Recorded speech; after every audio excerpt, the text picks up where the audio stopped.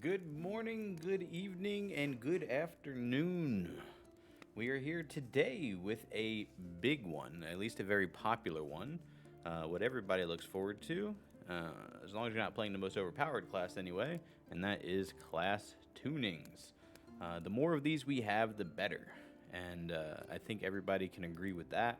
We need the classes to be as balanced as possible.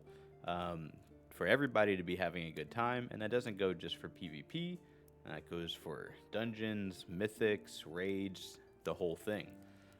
The more we can balance that, the better off everybody will be. Though we don't want to get it to a point where every class feels exactly the same. We do want to get it to where every class is competitive with the other classes, and that's where it becomes a problem. So we're going to read through here and take a look at what the tuning is going to look like for this bit of the update.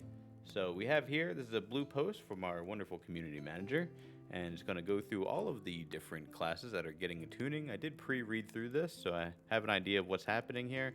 Definitely some things I'd like to comment on what is in here and what's not, specifically shamans in general. I think Enhancement Shaman's performing well.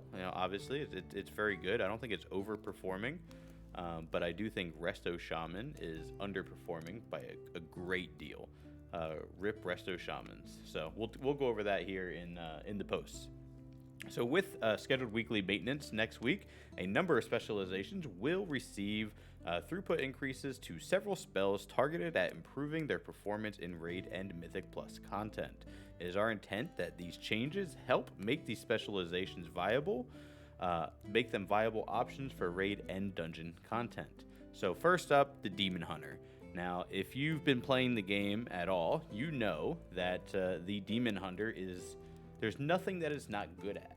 So it's one of the top DPS in terms of damage in Mythic Dungeons. It's one of the top DPS in terms of damage in raids, and not only in terms of damage, but also in survivability.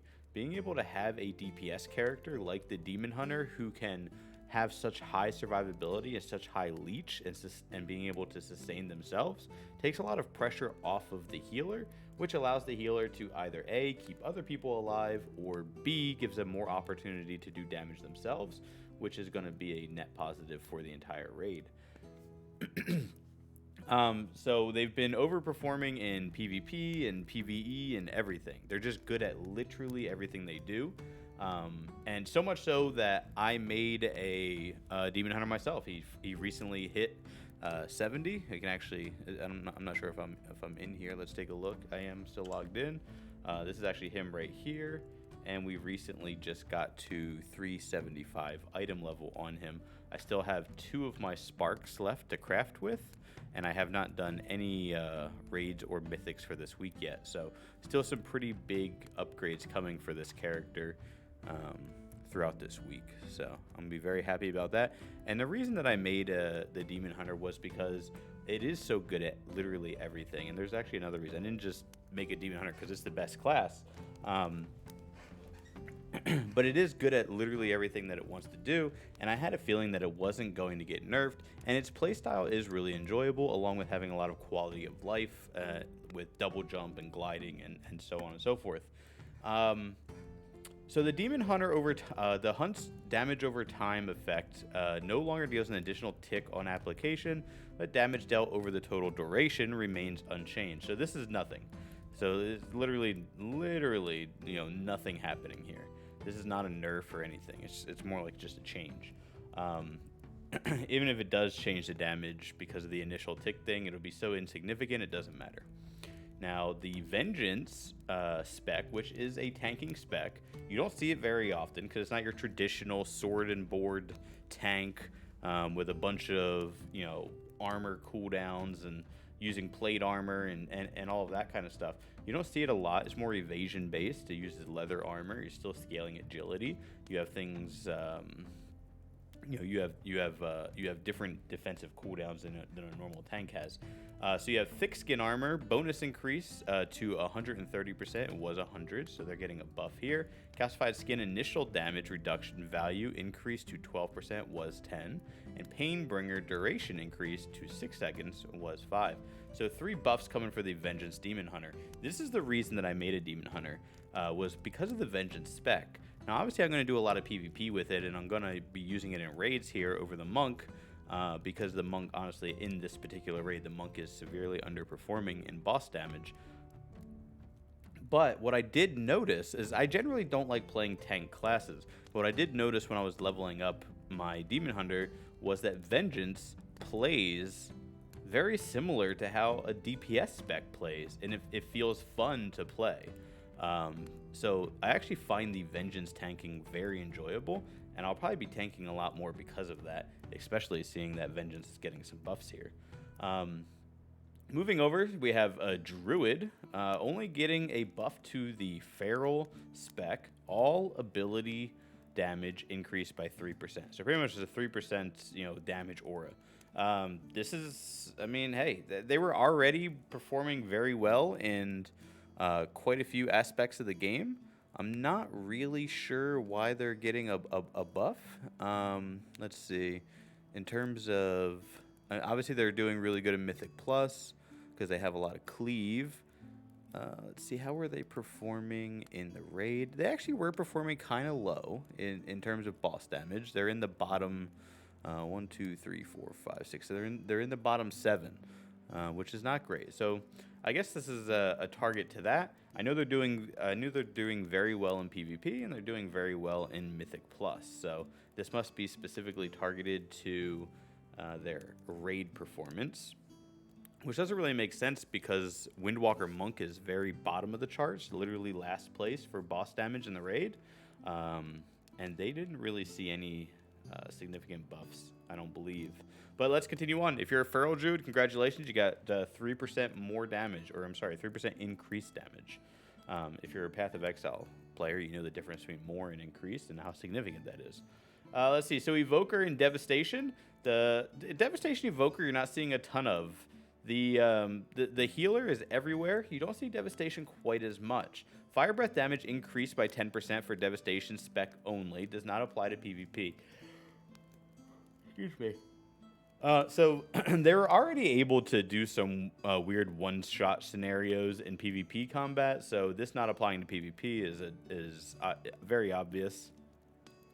Lay Waste increases Deep Breath damage by 15 and 30.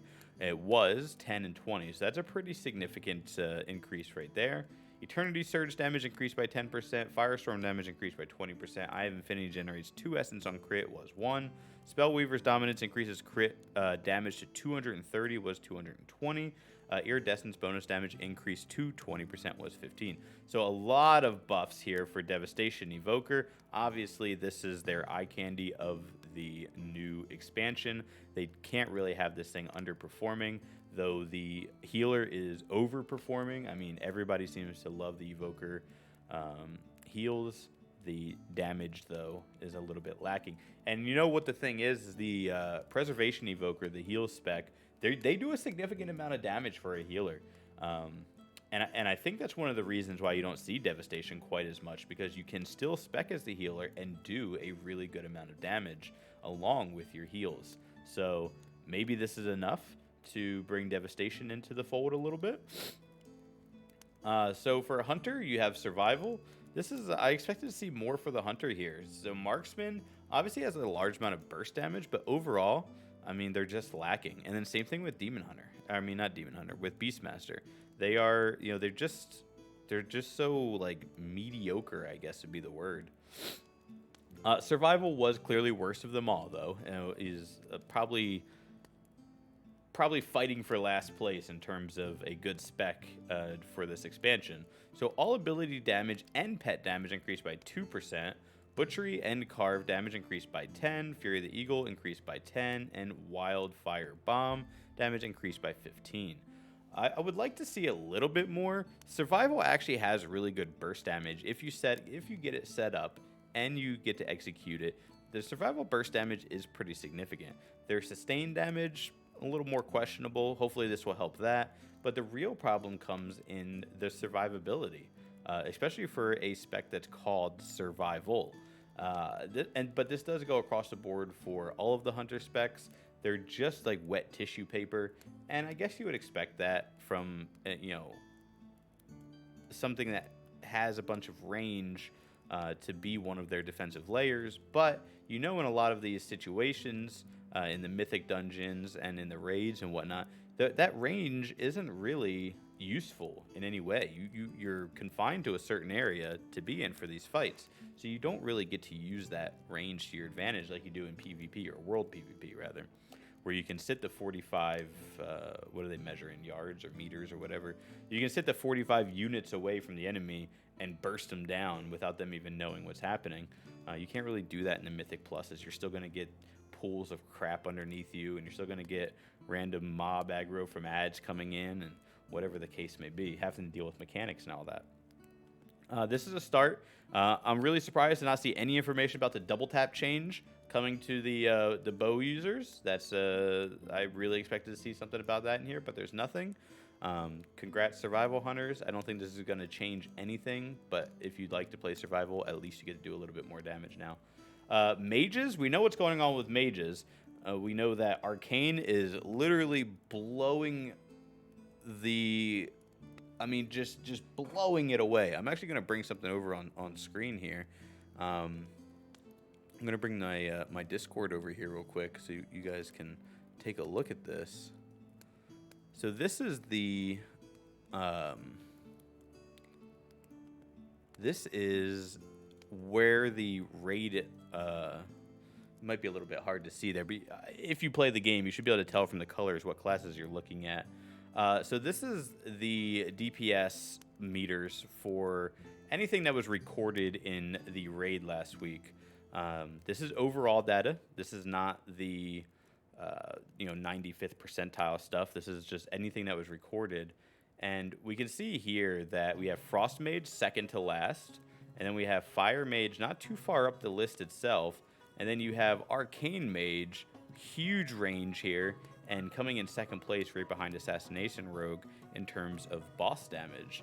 So, that's a huge discrepancy. Now, I will say that Arcane Mage for the longest time has been terrible, right? Nobody would play Arcane for a long while. Everything was Frost or Fire, depending on what you were doing. So it is nice to see that Arcane is getting the love it deserves, but Fire and Frost are significantly lacking. So if you're a longtime Frost or Fire Mage, if you feel pretty bad right now. Flame Strike and Living Bomb both getting pretty significant buffs at 15% and 25%. I don't think this is enough to make a big enough difference, but there it is. And then this one is a little out of touch. Frostbolt, Ray of Frost, and Glacial Spike getting damage increases.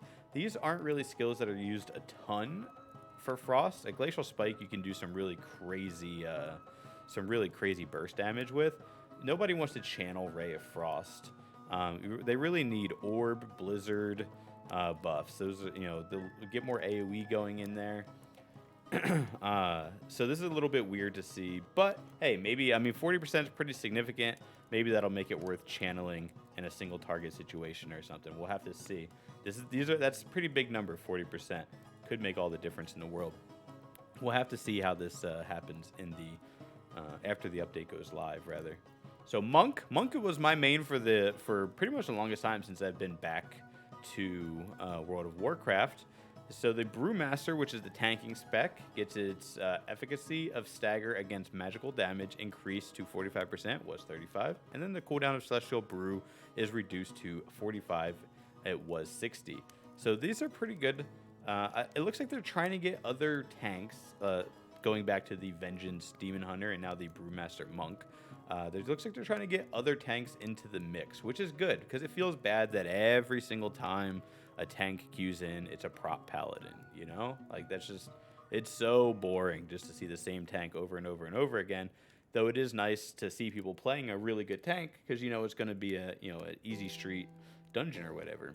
But it would be very nice to see more Brewmasters and more Vengeance and even more Prop Paladins. Even those are sometimes kind of hard to come across. Everybody is just Big Bear or Prop Paladin. Mistweaver, which is the healing spec, gets a 5% increase to all healing. Vivify healing increased by an additional 5%, so 10 total. Blackout kick damage increased by 6%. Rising Sun kick by 8. Tiger Palm by 15. Sprinting Cane kick by 5. And then Awakened Feline now transfers 70% of Spinning Crane kicks damage into healing. It was 60%. So this is pretty big. If you've never played Mistweaver Monk, it's a little bit different than all of the other healing classes in that it's a lot of people, they do like fist weaving, whereas that is healing while you're dealing damage. So it is a healing spec that's a little more active. If you've played Final Fantasy XIV or even Disc Priest in here in World of Warcraft, you kind of know what that's like, where you have much more active play style. You're not just focused on 100% clicking your teammate, healing them, clicking your teammate, healing them, so on and so forth. You're getting in there, you're getting damaged in, and you're using that to heal your teammates. So definitely a fun spec if you want to try out something a little bit different. I was actually thinking about, since I'm going to be playing Demon Hunter for my PvP, I was actually thinking about changing my monk over into a Mistweaver. So that might be coming soon also. Next up, we have Paladin. We have Ret Paladin. Everybody knows Ret Paladin, the big two-handed bonks. Ret Paladin has been lacking. They feel a little more squishy than normal. Their damage is lacking. They can still come in and smack you upside the head and do a ton of damage every once in a while, but they just didn't feel like they have felt in the past. Crusader Strike damage getting increased by 40%. Blades of Justice. Excuse me. Sorry, I've been up for a lot of hours. Blade of Justice damage increased by 25%. Final Reckoning damage increased by 15%. And Shield of Vengeance cooldown is reduced to 90 from 120. That's a big change there. Developers notes here, some of Retribution's main rotational buttons do not feel as good to press, and we'd as we'd like, so we're making some changes to help improve these abilities. Additionally, the survivability isn't where we'd like, so we're making some improvements to their defensive kit as well. We are looking at Retribution as a whole, and we'll have more to share in the future. That's good. If anybody watches Quinn69, he's mostly a Path of Exile player. He was a very big, decent-sized World of Warcraft player. Very good in PvP. Obviously, mains Ret Paladin. And when he was playing the launch of the expansion, he pretty much said exactly what this is talking about here, is that when he pressed his buttons to do damage, it just didn't feel like he was pressing his buttons to do damage, right? You know, when you have 4 or 5 buttons, a DPS rotation, you press all the buttons and the enemy's health doesn't move, you're like, what am I even doing, you know? Why do I even have these buttons? So he definitely wasn't wrong in that opinion that he had, and it looks like the devs agree, and they're getting a bit of love here. So it'd be interesting to see what they have in the future going forward. I really do like Ret Paladin. I'm a big fan of big two-handed bonks. I loved Enhancement Shaman back in the day when it used to be a mainly two-handed spec to play. They currently can still use two-handed weapons, but none of their abilities really line up with two-handed weapons. I'm not sure what happened in the tuning of that spec to get to where it is now for enhancement. I mean, I feel like the whole flavor of that spec was big two-handed, slow weapon, you know, Windhammer procs, and you had, you know, some really fun, unique gameplay there. Enhancement Shaman now still feels really good. It's smooth, it's agile, it's a fun PvP class to play. You're really in the action, but it's just, I don't know. I kind of wish they would make two-handed enhancement good again. And like they're doing here, trying to do here with Retribution. Moving on to Priest, we have Holy Priest, all healing done increased by 3%. Very simple. I mean, it's already one of the best healing classes. I'm not really sure what this is, like why this, I'm not sure what information they have that makes them think that this needs to happen, but I mean, hey, easier time for healers. I'm not going to complain about that. You know that saying, happy wife, happy life. Well, I mean, hey, if your healer's happy, everybody's happy, right? So, hey, give them what they want. Focus Will provides 10% damage reduction for Shadow, down from 15. Obviously, Shadow Priests were extremely tanky. This is going to change that a little bit. Mind Blast damage increase. I don't think Shadow Priest needed any damage increases, man. But hey, here it is. Mind Blast damage increased by 15%, Shadow only. Mind Flay damage increased by 15%, includes Mind Flay Insanity, but not the proc from your idol. Okay. Mind Spike damage increased by 15, Void Torrent damage increased by 15, Devouring Plague damage increased by 15%. Jeez Louise. These changes are aimed at improving Shadow's single target DPS. The change will be to Focus Will is targeted change for PvP to reduce Shadow's survivability. Targeted change for PvP. It doesn't say it's only effective in PvP. That's a little conflicting there. One of these things is not correct. That's a lot of damage increase for a class that already did a lot of damage. Let's see. Let's take a look at this chart again here real quick. Shadow Priest. I mean, it's middle of the pack. I don't think it's... I mean, this should kind of be the goal right in here, right? Like, you don't want your classes to be way up here in terms of balance. You don't want your classes to be way down here. You kind of want to be in the midsection here. I don't think they're too far off in terms of single target damage. I mean, obviously, that's the numbers from the raid. Again, if you missed it earlier, that's the numbers from the raid. And obviously, the majority of the bosses in the raid are single target, and most of them don't have very many adds. You have the 4-boss fight, the Council. Obviously, that's an exception to that. And then you have some adds in the Razagath fight. But, I mean, for the most part, you're doing mostly single target damage. That's why the Monk is so bad, because they rely significantly on single target damage themselves. I mean, hey, Shadow Priest getting a lot of buffs. So let's get into game here. And I know I said that we're playing Demon Hunter, but here we go. All right, we got the Priest ready to go. Fleek Brows obviously is an elf with a name like that. Let's get this bad boy leveled up, and we're going to start blasting people down. I'm just playing. I'm going to keep playing the Demon Hunter, but... That's, wow, I definitely was not expecting all that damage increase from a class that I feel like already does a significant amount of damage. The Rogues! Oh my god, I can't believe there's actually only one Rogue change on here. They are just literally doing everything. Topping damage everywhere you look. It's pretty insane. So first we have the Outlaw Rogue. We have the Outlaw Rogue. Precise Cuts talent, reduce bonus to Blade Flurry damage per missing target below its maximum to 2%, was 3. I mean, that doesn't seem too significant, really. I guess that they're just trying to bring it down a little bit. I guess that's a good change there. As we monitor the developing Mythic Plus meta and relating data, we have recognized that Outlaw is overperforming. We expect this change to reduce Outlaw's damage output in encounters with target count above 1 and below 8, as their damage is currently more consistent than we intended for dungeons and encounters that frequently present those circumstances. Okay, hey, I mean, at least they're aware of it. Assassination Rogue is there too, doing a ton of damage, and Sub Rogue is there doing a ton of damage too. So... if you're a rogue, you're in the prime time right now. Enjoy this while you got it. Moving on here, we have Warlock. This is what I like to see here. So Affliction and Destro have been kind of like just mediocre, especially compared to Demonology, who is just hitting it out of the park in every situation.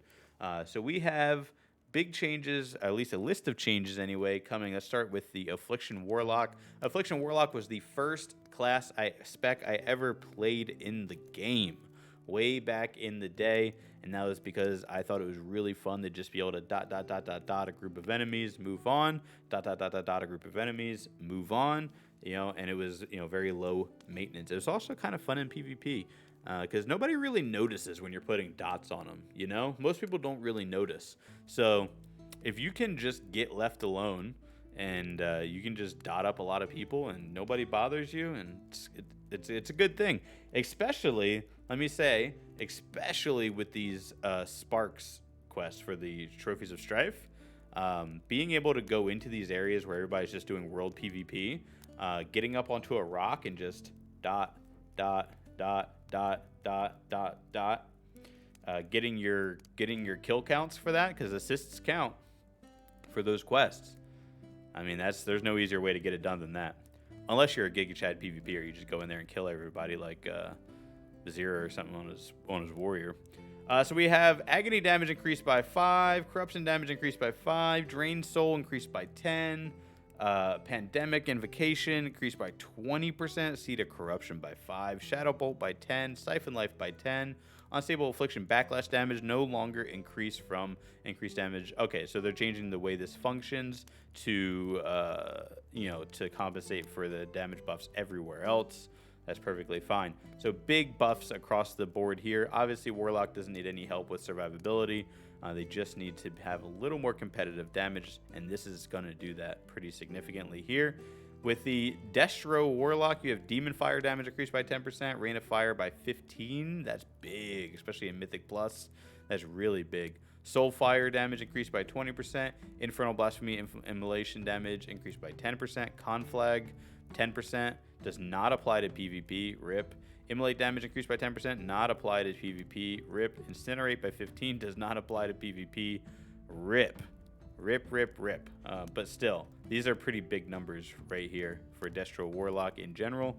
And I think we're going to see a lot more of these coming forward. I will say I'm kind of surprised to see no change in demonology here at all. No nerfs. But this is actually kind of a good thing. So it seems like they're doing a lot of little nerfs to little buffs to classes to try to get them up to the level of the classes that are, not overperforming but performing above average,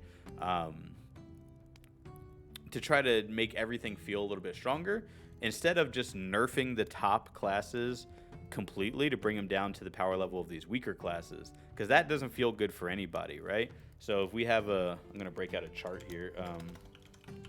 I'm gonna break out a thing here, guys. Sorry for the flashbang there. It's gonna be kind of bright.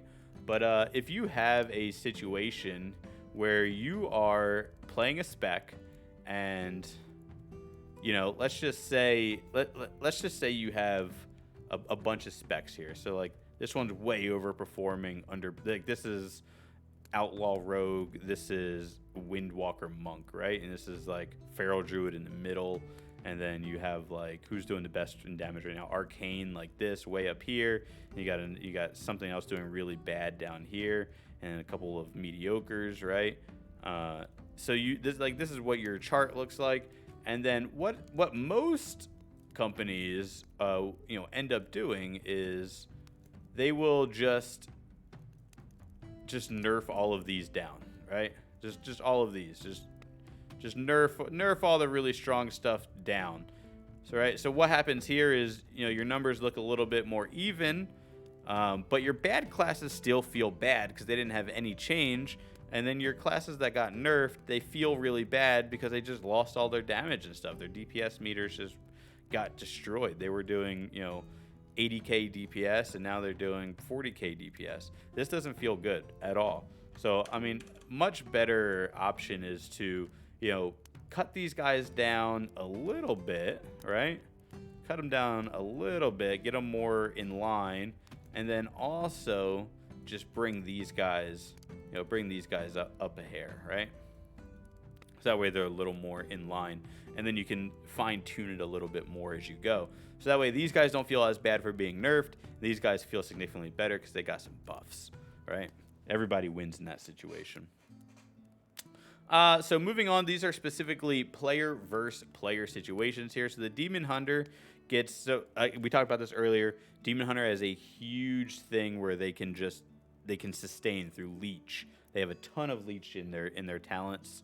So we have Soul Rendering Leech bonus reduced by 40% in PvP combat. Shoo! That's a lot. That is a lot. For Havoc specifically, we have Glimpse, which is a PvP talent. Damage reduction reduced from 35. It was 75. Wow, that's big. So, you're going to have a lot easier time killing some of these demon hunters going forward.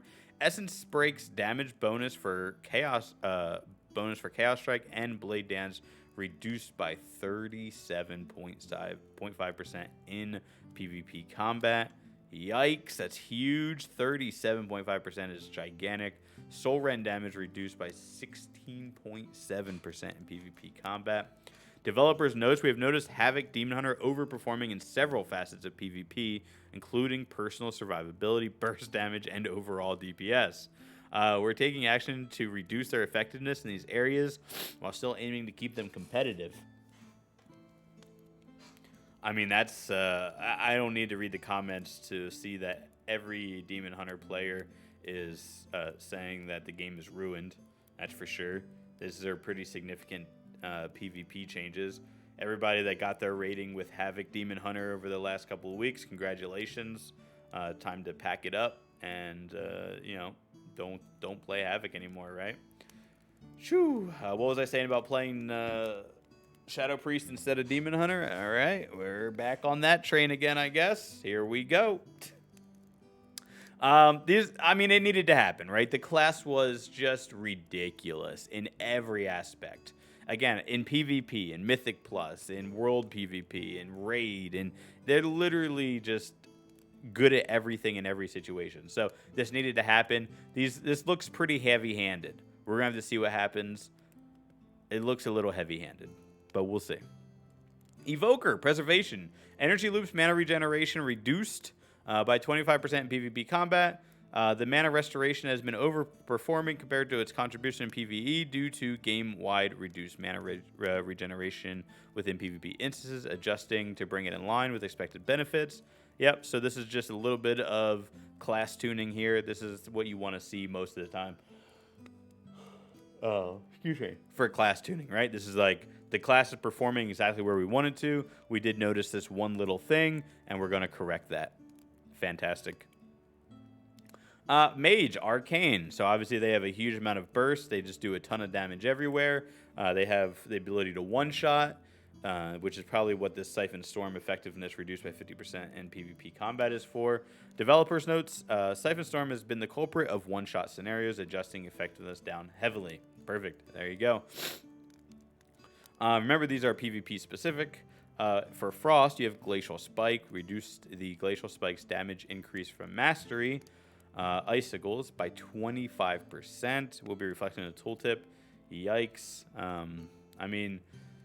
You were able to get some really big burst with the Glacial Spike. Also, do remember that it is getting a buff in general. Sorry for the yawning, guys. I am very tired. Do remember that up here, we did have Glacial Spike getting a overall 10% damage increase. So, that is there, I guess. Moving on with the Monk, we have, remember this is PvP specific. We have Blackout Kick damage increased by 30% in PvP combat was 15. Tiger Bomb by 30% was 15. And then for the Mistweaver specifically, the RSK deals 12.5% additional damage in PvP was 25%. Interesting.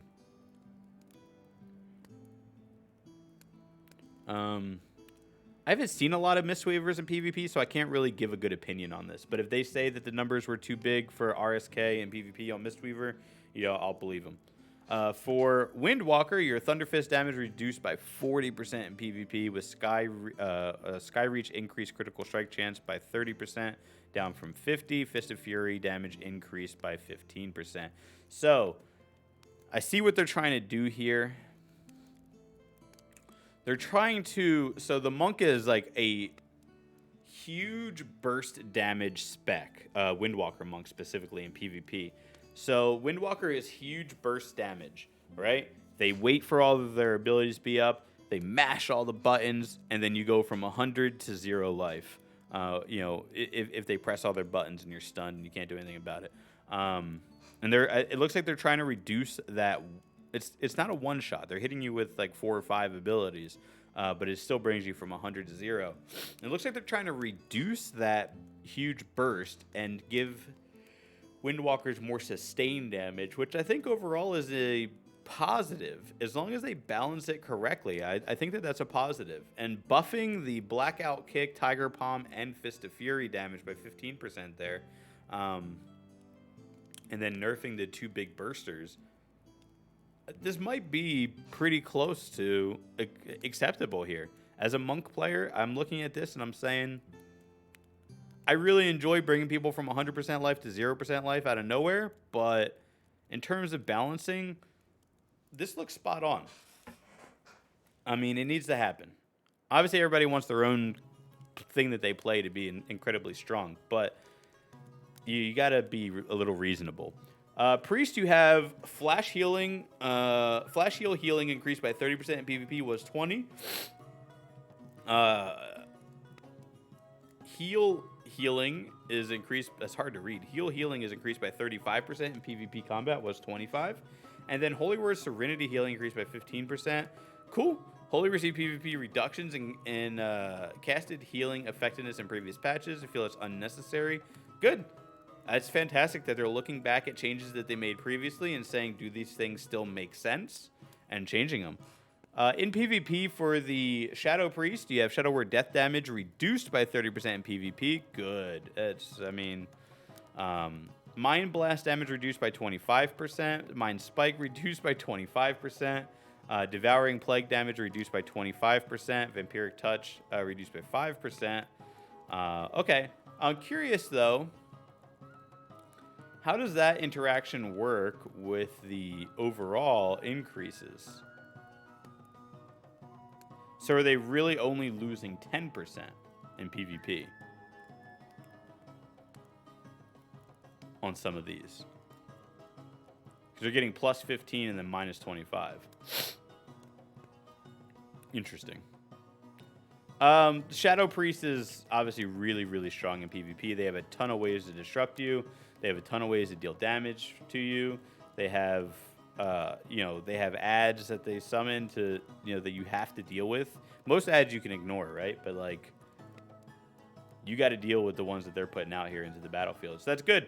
Shadow Priest has been widely overperforming, so we're looking to offset the recent PvE buffs to. Okay, I should have read that first. And reduce their power defensively through changes to Focused Will. We're also reducing their instant proc damage availabilities. We feel Shadow Priest do not have to hard cast spells as often as we would like them to. Agreed, 100%. PvP changes for Assassination Rogue. Improved Garrote damage bonus reduced by 40%. Jeez. Iron Wire's damage reduction debuff now has a PvP duration of 4 seconds. It was 8. That's good. Assassinations to spread and single target Garrote pressure have been very high. We're targeting this by decreasing the effectiveness of improved Garrote. Iron Wire's damage reduction effect has also felt too potent for us at preventing enemy pressure. Yeah, good. These are good changes. The Assassination Rogue has been very powerful. There's a lot of times where you just can't do anything about it if they get their opener on you. Like, there is no counterplay to it. So 40% is really heavy-handed, but, they can always just go back and, change it a little bit more. Demonology Warlock in PvP. Demonic Strength unleashes a Fellstorm that deals 150% increased damage. Was 400? Wow.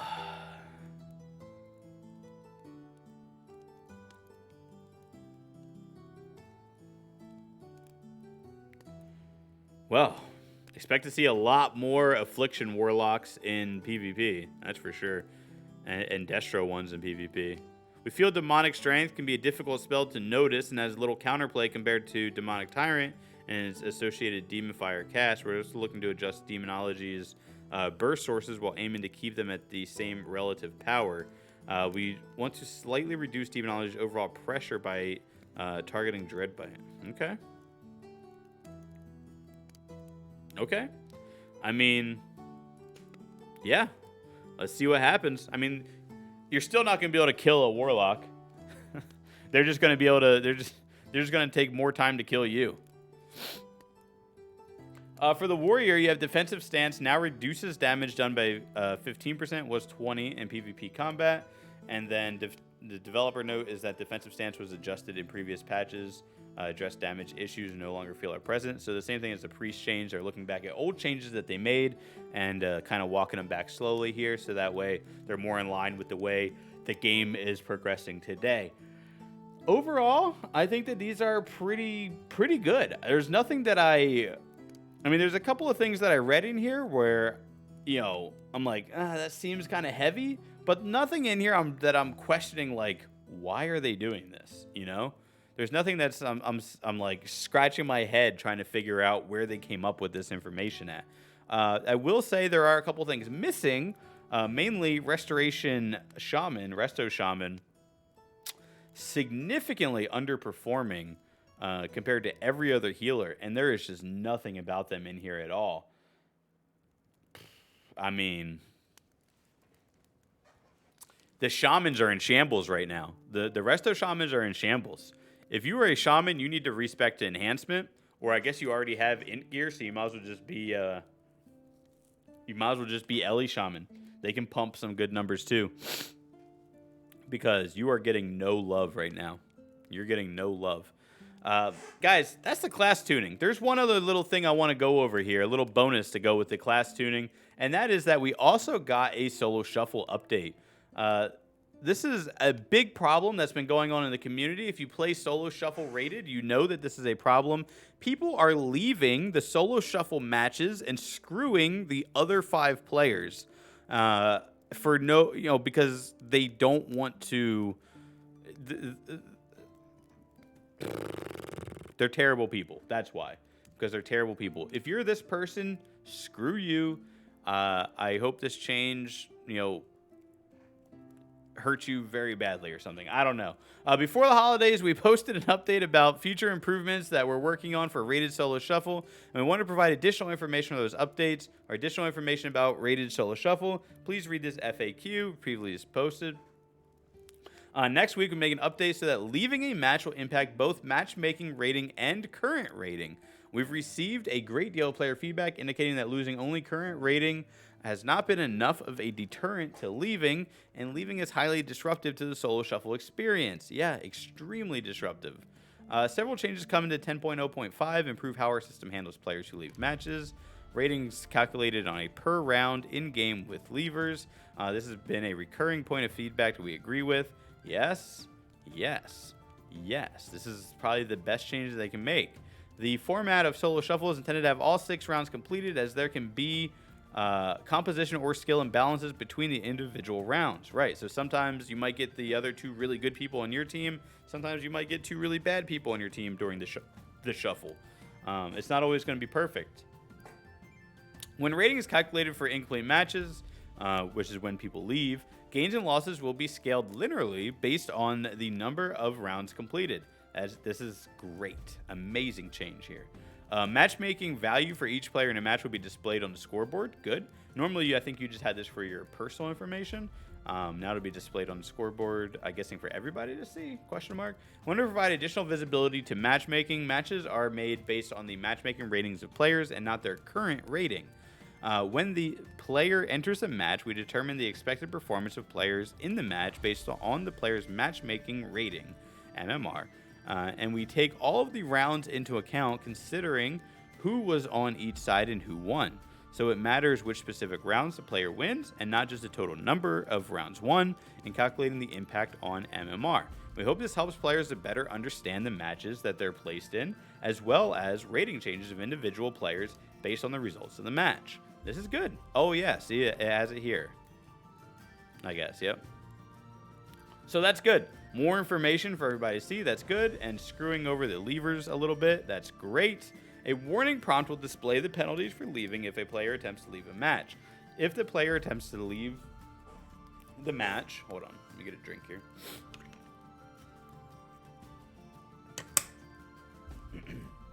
Too much talking, not enough hydration.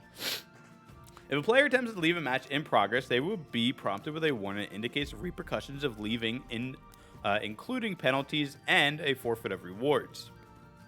The warning will have a 5-second countdown, and the player will be required to hit accept to leave. Our intent with this change is to make the leaver punishments more visible, as well as requiring additional acknowledgement from the leaving player. Leaving the match will now cause you to lose at least 150 rating, and you will be afflicted by 15 minutes of no-show. No-show is just like a debuff you get for leaving. You will not receive honor or conquest for your completed rounds if you leave now. Are you sure you want to leave the match? 5-second timer, and then you have to click OK. Good. Fantastic. I mean, honestly, these people should just be, they should be able to queue for anything for 30 minutes. Anything at all. Nothing.